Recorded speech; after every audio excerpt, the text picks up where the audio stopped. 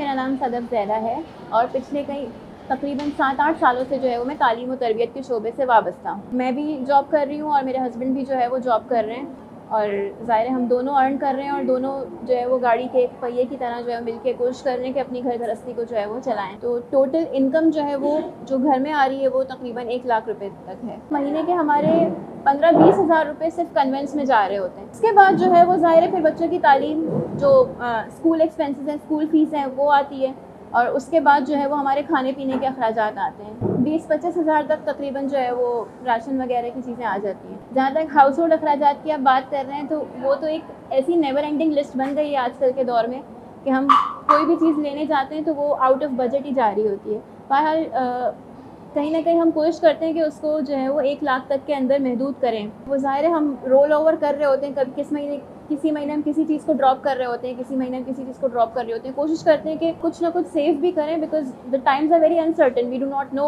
कि आने वाला दिन जो है वो क्या होगा, कैसा होगा। Being a middle class family मुझे ऐसा लगता है कि अब हम जो है ना वो एक प्राइस टैग फैमिली बन गए हैं और हम बहुत डिस्कस कर रहे होते हैं। इनफैक्ट हर चीज़ जो घर में आती है बच्चे का पहला सवाल यही होता है, ये कितने की है बाबा, मम्मा ये कितने की लाई आप, ये कहाँ से ख़रीदी, ये इस सब्ज़ी वाले से ज़्यादा सस्ती मिलती है, ये इस सब्ज़ी वाले से ज़्यादा महंगी मिलती है।